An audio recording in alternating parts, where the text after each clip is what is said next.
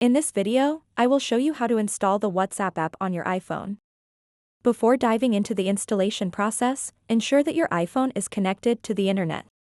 You can use either Wi-Fi or mobile data. Once connected, locate and tap on the App Store icon on your home screen. This icon looks like a blue square with a white letter A in it.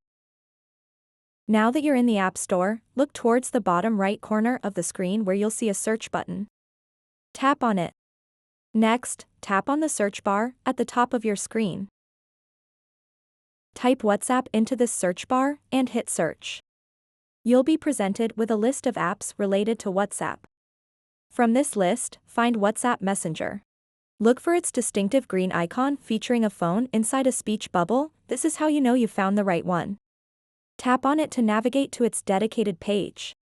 On the app page, you'll notice a button that says, Get. Go ahead and tap this button. Double-click the side button to confirm it. This action will initiate downloading WhatsApp onto your iPhone. Depending on your internet speed, this might take just a few moments.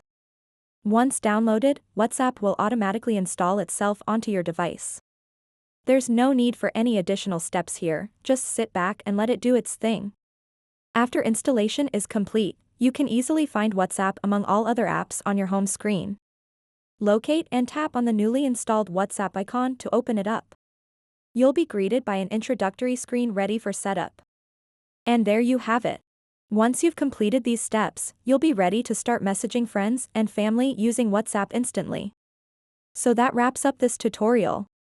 If you have any questions about this whole process, please let me know in the comments section below. And if this video helped you out, please give it a big thumbs up and subscribe to this channel for more tutorial videos like this one.